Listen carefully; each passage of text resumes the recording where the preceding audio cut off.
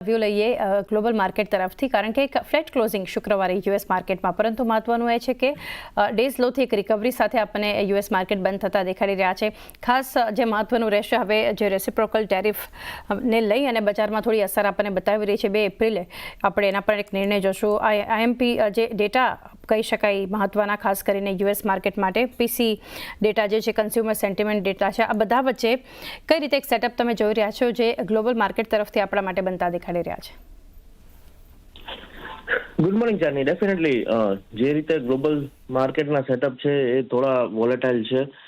તમે ડેક્સ જુઓ, ડાઉ જોન્સ જુઓ, બધામાં છેલ્લે આપણે ઘટાડો જોઈએ છીએ પણ એક રિકવરી પણ આવે છે. એટલે ક્યાંક ને ક્યાંક તમે જુઓ તો એક રેન્જ બાઉન્ડ મોમેન્ટમ મને લાગે છે. જો આપણે નાસ્ડેકની વાત કરીએ તો ડેફિનેટલી અત્યારે futures open up positive, but આપણે જોઈએ છીએ દિવસ દરમિયાન શું થાય છે જોવાનું રહેશે. ઉપર ફ્યુચર લેવલની વાત કરીએ તો 20,000માં સ્ટ્રોંગ રેઝિસ્ટન્સ છે આઈટી સ્ટોક્સમાં, નાસ્ડેકમાં. અને તમે ડાઉ જોન્સમાં જો ડેફિનેટલી એક સારી રિકવરી આપણે લોઅર લેવલથી જોઈ છે, પણ ફ્યુચરમાં 42,500નું એક સ્ટ્રોંગ રેઝિસ્ટન્સ છે. એટલે અત્યારે તો સવારે ગેપ અપ થયા છે ફ્યુચર, બટ સાંજે આજે કેવી રીતે પેન આઉટ થયું છે એ રીતે જોવાનું રહેશે. કારણ કે યસ, ટેરિફના રેસિપ્રોકલ તો થવાના જ છે. એટલે ક્યાંક ને ક્યાંક મને લાગે છે કે વેસ્ટર્ન કન્ટ્રીઝમાં અત્યારે ફ્રેશ ટ્રેડ ના લેવો જોઈએ, ત્યાં ખૂબ જ વોલેટિલિટી છે, એટલે અત્યારે અવોઇડ. સ્ટીલ મને એવું લાગે છે કે આઈટી સ્ટોક્સ હજુ પણ થોડું પ્રેશરમાં રહી શકે છે. સો નાસ્ડેક ઉપર નજર રાખવી જોઈએ, ત્યાં હજુ પણ ફરી એકવાર પ્રેશર આવી શકે છે. જી, આઈટી કંપનીઓમાં હજુ પણ એક પ્રેશર આવી શકે છે, તો એક નાસ્ડેક પણ એક ખાસ ફોકસમાં હોવું જોઈએ. એની સાથે ફિગર્સ જોઈએ હવે કુછ એફઆઈએસ અને ડીઆઈએસ તરફથી. તો જે રીતે લાસ્ટ વીક જ આપણે જોયું હતું કે એફઆઈએસની ખરીદારીની શરૂઆત, આજે જે ફિગર જોઈ રહ્યા છે એટલે કે શુક્રવારે 7,470 કરોડ જે છે એ એફઆઈએસ જે છે કેશમાં આપણને ખરીદારી કરતા દેખાડી રહ્યા છે. ડીઆઈએસ 3,202 કરોડની વેચવાલી કરી છે. એની સાથે જોઈએ એફ&ઓમાં તો ઇન્ડેક્સ ફ્યુચર પણ પોઝિટિવ છે, 1,419 કરોડની ખરીદારી છે. સ્ટોક ફ્યુચર્સમાં પણ 1,188 કરોડ જે છે એ ખરીદારી કરીને એફઆઈએસ ચાલતા બતાવી રહ્યા છે. તો જે રીતે એફઆઈએસની મજબૂત ખરીદારી આપણને બતાવી રહ્યું છે, ઇન્ડેક્સમાં ખરીદારી, શોર્ટ કવર થતા જોઈ રહ્યા છે, નેટ શોર્ટ ઘટી અને હવે કોન્ટ્રાક્ટ લગભગ 96,000 પર પહોંચતા દેખાડી રહ્યા છે. તો કઈ રીતે જોઈ રહ્યા છો ફિગર્સ?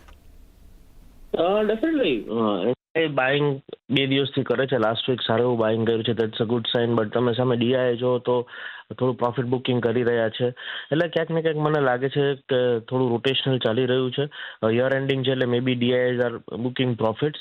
ડેફિનેટલી રિડમ્શન આવે, લોકો પ્રોફિટ બુક કરવા આવે, કારણ કે સારી એવી તેજી જોઈ રહ્યા છીએ. તો ડેફિનેટલી ક્યાંક ને ક્યાંક મને લાગે છે કે થોડું પોઝિટિવ માહોલ બની રહ્યો છે from FII. But let's see કઈ રીતે આગળ વધે છે.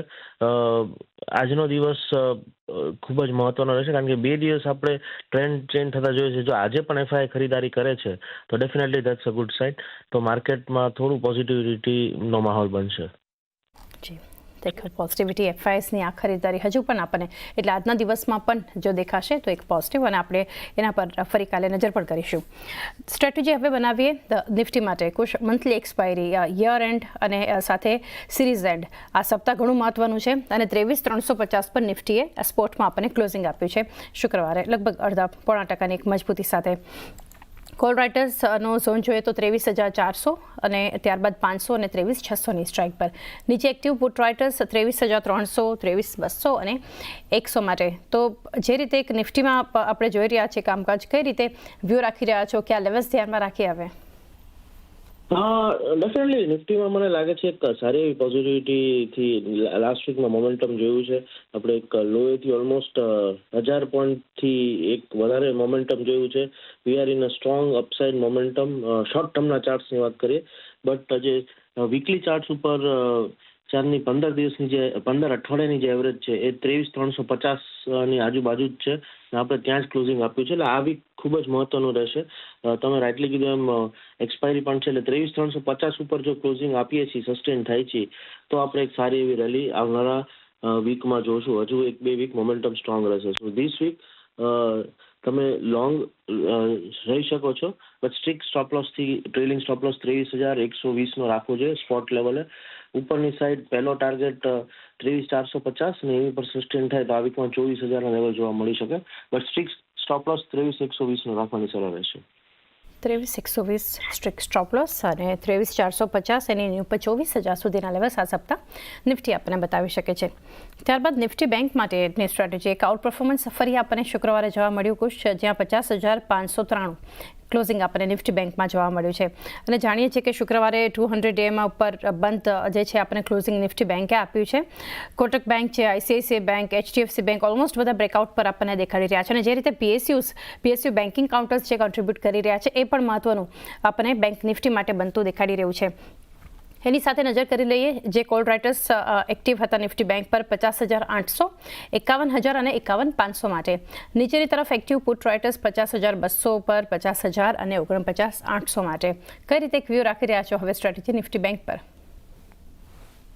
હા, નિફ્ટી બેંક ડેફિનેટલી તમે જુઓ તો મંથલી એક નવો હાઈ કર્યો છે. That is a good sign. ફેબ્રુઆરીનો જો મંથ હાઈ હતો એ 641 હતો, 50,641 ને આપણે આ વીકમાં જોઈએ તો 50,672 એક કર્યો, એટલે ક્યાંક એક વીકલી રેઝિસ્ટન્સ લેવલ બ્રેક કર્યા છે. So that is a good sign. ત્યાં થોડું કરેક્શન આવે તો ડેફિનેટલી પબ્લિક સેક્ટર બેંક્સમાં હું ખરીદારી કરીશ.